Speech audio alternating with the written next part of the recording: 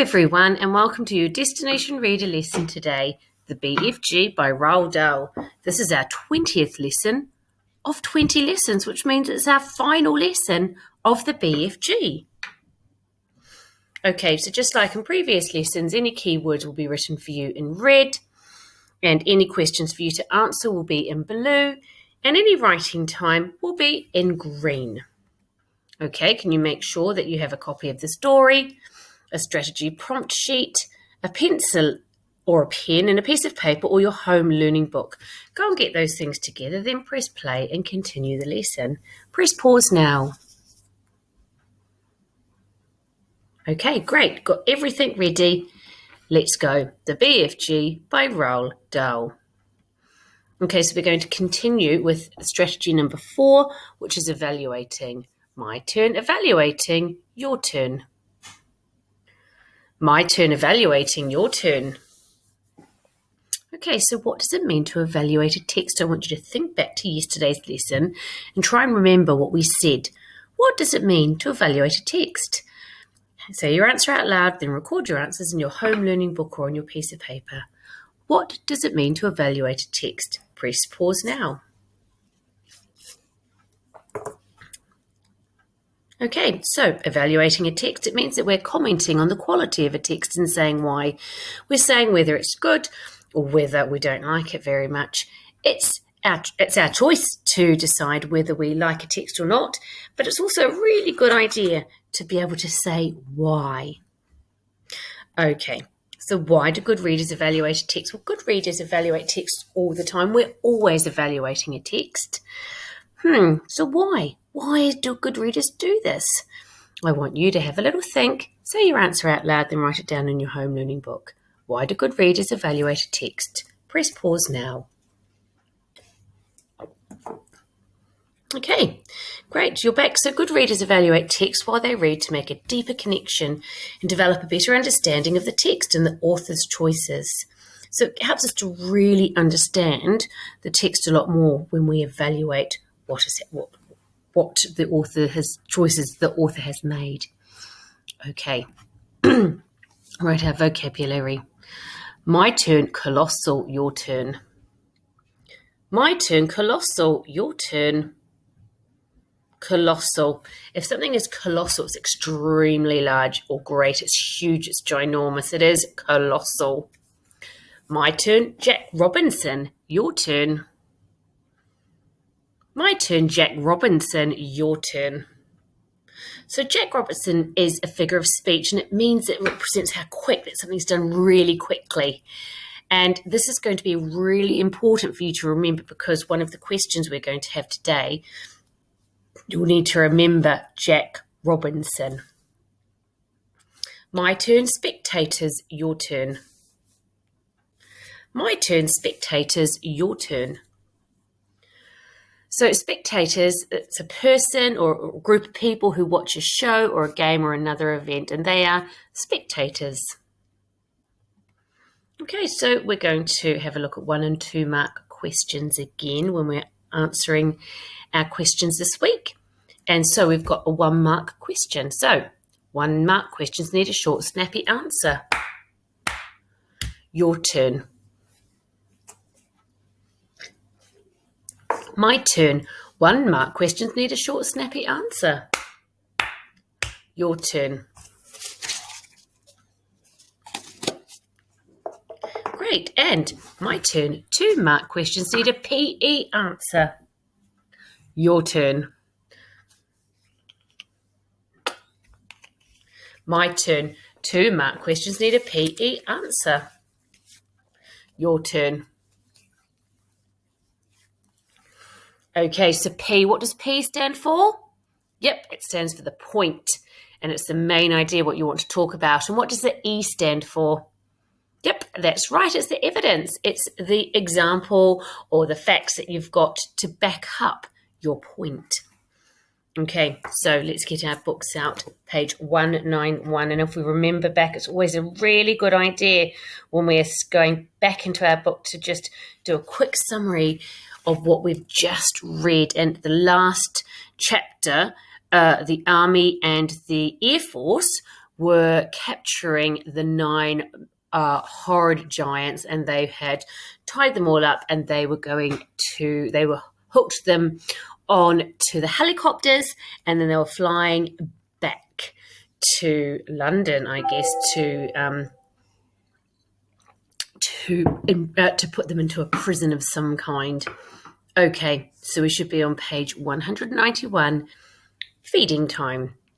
I'm going to read to you and I want you to follow along, and then we're going to stop at points to ask questions.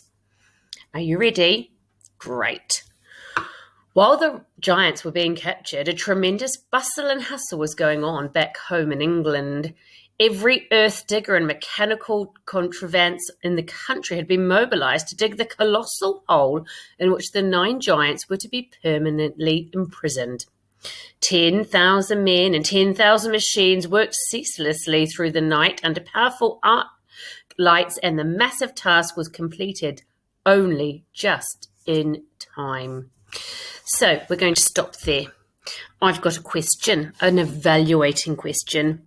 I want to know why it's effective when the author repeats 10,000 men and 10,000 machines.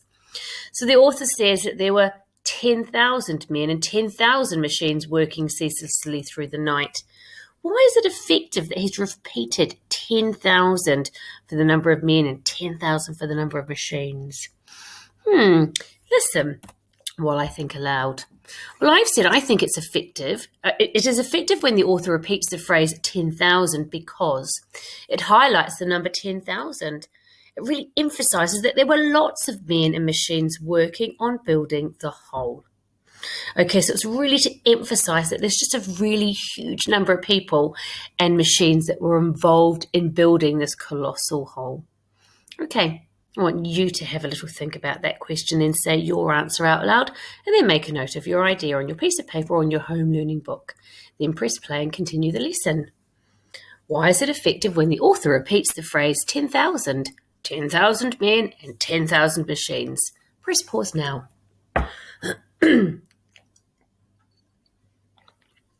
Okay, great, you're back and we're going to continue reading. The hole itself was about twice the size of a football field and 500 feet deep. The walls were perpendicular, and engineers had calculated that there was no way a giant could escape once he was put in. Even if all 9 giants were to stand on each other's shoulders, the topmost giant would still be some 50 feet from the top of the hole. The 9 giant-carrying helicopters hovered over the massive pit. The giants, one by one, were lowered to the floor, but they were still trussed up, and now came the tricky business of releasing them from their bonds. Nobody wanted to go down and do this because the moment the giant was freed, he was sure to turn on the wretched person who had freed him and gobble him up. As usual, the BFG had the answer. I has told you before, he said. Giants is never eating giants, so I is going down and I shall untie them myself before you can say Rack Jobbinson. Okay, so we're going to stop there. And this is when I want us to think back to our vocabulary earlier. Remember the vocabulary that I said to you needed to remember for the question? Well, it's going to come in really useful now. The giant says, I can untie them myself before you can say Rack Jobbinson. What is clever about the author's choice of made-up words here? This is a 2-mark question. Can you remember the vocabulary that I told you to remember that's going to be really helpful when you answer this question? Say your answer out loud, then make a note of your ideas on your piece of paper or on your home learning book. Press pause now. Okay, you're back. And if you remember back to the vocabulary, Jack Robinson is a saying if something's really quick. And so the giant says, I can untie myself like Rack Jobbinson. Well, it's clever the way the author has used made-up words because we continue to see that it continues to show that the giant gets confused with English. Okay, and that's been throughout. We've had the author has been really consistently mixing up and making up some words with the BFG. And he's mixed up the first 2 letters in the figure of speech Jack Robinson to make Rack Robinson. So Jack Robinson, he's taken the J and put it onto the Robinson, has taken the R and put it onto the Jack. So we've got Rack Jobinson. So he's just mixed up the two initial letters there. Well done, if that's what you put. Let's keep reading. With thousands of fascinated spectators, including the Queen, appearing down into the pit, the BFG was lowered on a rope. One by one, he released the giants. They stood up, they stretched their stiffened limbs and started leaping about in fury. "Why is they putting us down here in this grub-sludging hole?" they shouted at the BFG. "Because you is guzzling human beings," the BFG answered. "I is always warning you not to do it, and you has never taken the titchiest bit of notice." "In that case," the flesh lump eater bellowed, "I think we is guzzling you instead." The BFG grabbed the dangling rope and was hoisted out of the pit just in time. The great bulging sack he had brought back with him from giant country lay at the top of the pit. "What's in there?" the Queen asked him. The BFG put an arm into the sack and pulled out a gigantic black and white striped object the size of a man.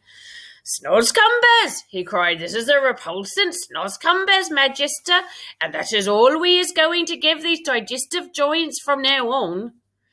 "May I taste it?" the Queen asked. "Don't, Magister, don't!" cried the BFG. "It is tasting of Trogsfilth and Pigsquibble." And with that, he tossed the snozcumber down to the giants below. "There's your supper," he shouted. "Have a munch on that." Okay, and we're going to stop there because we've got some illustrations. And I've chosen two illustrations here from this chapter. And I've said that the question is, the author has chosen to include illustrations in the story. Why are these illustrations effective? So what is useful, effective about having these illustrations in this chapter? Have a look at the illustrations and think, what's good about them? Okay, I want you to say your answer out loud, then make a note of your ideas on your piece of paper or in your home learning book. The author has chosen to include illustrations in the story. Why are these illustrations effective?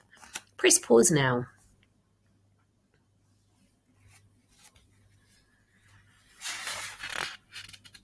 Okay, great. And this is what I put. I said, I think the illustrations are effective because they help you to understand the story better. These illustrations help you to understand how big the giants are and the whole, how big the giants and the whole are, especially when you compare them to the size of the people in the helicopter. Okay, so look at just how big they are when we see them compared to the people as well. We know what a size a person is, and so we can really compare how big these giants really were. Okay, let's continue reading. Have a munch on that. He fished out more snozcumbers from the sack and threw them down. The giants below howled and cursed. The BFG laughed. It serves them right, left and centre, he said. What will we feed them on when the snozcumbers are all used up? The Queen asked him.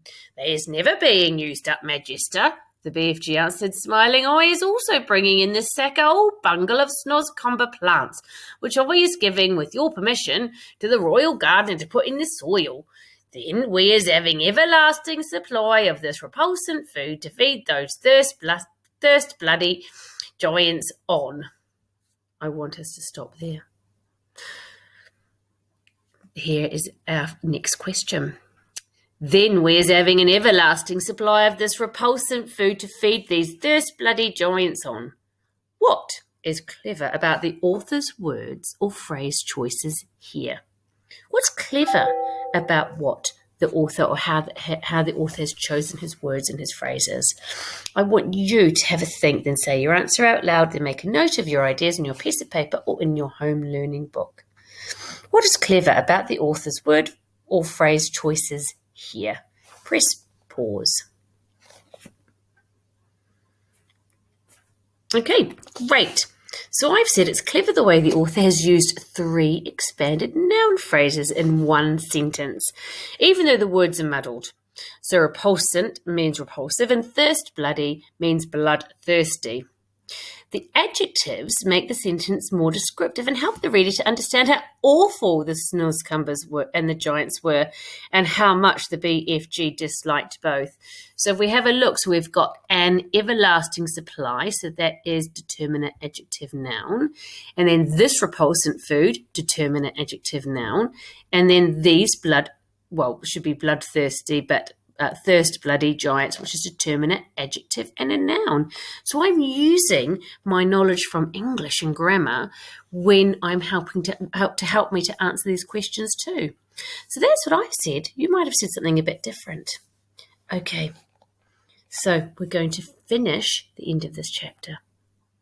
"What a clever fellow you are," the Queen said. "You are not very well educated, but you are really nobody's fool. I can see that." Okay, and now we are up to the final chapter of the book. Well done, everybody. This is when everything's going to come together. So the giants have been captured. What's going to happen with the BFG and what is going to happen with Sophie? We still don't know, and I think we're going to find out in this chapter. I want you to sit back and follow along in your books, or just close your eyes and listen in. The author, page 196. Every country in the world that had in the past been visited by the foul man-eating giants sent telegrams of congratulations and thanks to the BFG and Sophie. Kings and presidents and prime ministers and rulers of every kind showered the enormous giant and the little girl with compliments and thank yous, as well as all sorts of medals and presents. The ruler of India sent the BFG a magnificent elephant, a very thing he had been wishing for all his life. The king of Arabia sent them a camel each. The Lama of Tibet sent them a llama each. Wellington sent them 100 pairs of wellies each. Panama sent them beautiful hats. The king of Sweden sent them a barrel full of sweet and sour pork. Jersey sent them pullovers. There was no end to the gratitude of the world. The Queen herself gave orders that a special house with tremendous high ceilings and enormous doors should immediately be built in Windsor Great Park, next to her own castle, for the BFG to live in. And a pretty little cottage was put up next door for Sophie. The BFG's house was to have special dream-storing rooms with hundreds of shelves in it where he could put his beloved bottles. What is more, he was given the title of the Royal Dream Blower. He was allowed to go galloping off to any place in England on any night of the year to blow his splendid fizz wizards in through the windows to sleeping children, and letters poured into his house by the million from children begging him to pay them a visit. Meanwhile, tourists from all over the globe came flocking to gaze down and wonder at the 9 horrendous man-eating giants in the Great Pit. They came especially at feeding time, when the Snozzcumbers were being thrown down to them by the keeper, and it was a pleasure to listen to the howls and growls of horror coming up from the pit as the giants began to chew upon the filthiest tasting vegetable on earth. There was only one disaster. 3 silly men who had drunk too much beer for lunch decided to climb over the high fence surrounding the pit, and of course they fell in. There were yells of delight from the giants below, followed by the crunching of bones. The head keeper immediately put up a big notice on the fence saying, "It is forbidden to feed the giants." And after that, there were no more disasters. The BFG expressed a wish to learn how to speak properly, and Sophie herself, who loved him as she would a father, volunteered to give him lessons every day. She even taught him how to spell and to write sentences, and he turned out to be a splendid, intelligent pupil. In his spare time, he read books. He became a tremendous reader. He read all of Charles Dickens, whom he no longer called Dull's Chickens, and all of Shakespeare, and literally thousands of other books. He also started to write essays about his own past life. When Sophie read some of them, she said, "These are very good. I think perhaps one day you could become a real writer." "Oh, I would love that," cried the BFG. "Do you think I could?" "I know you could," Sophie said. "Why don't you start by writing a book about you and me?" "Very well," The BFG said, I'll give it a try. So he did. He worked hard on it, and in the end he completed it rather shyly. He showed it to the Queen. The Queen read it aloud to her grandchildren. Then the Queen said, I think we ought to get this book printed properly and published so that other children can read it. This was arranged, but because the BFG was a very modest giant, he wouldn't put his own name on it. He used somebody else's name instead. But where, you might ask, is this book that the BFG wrote?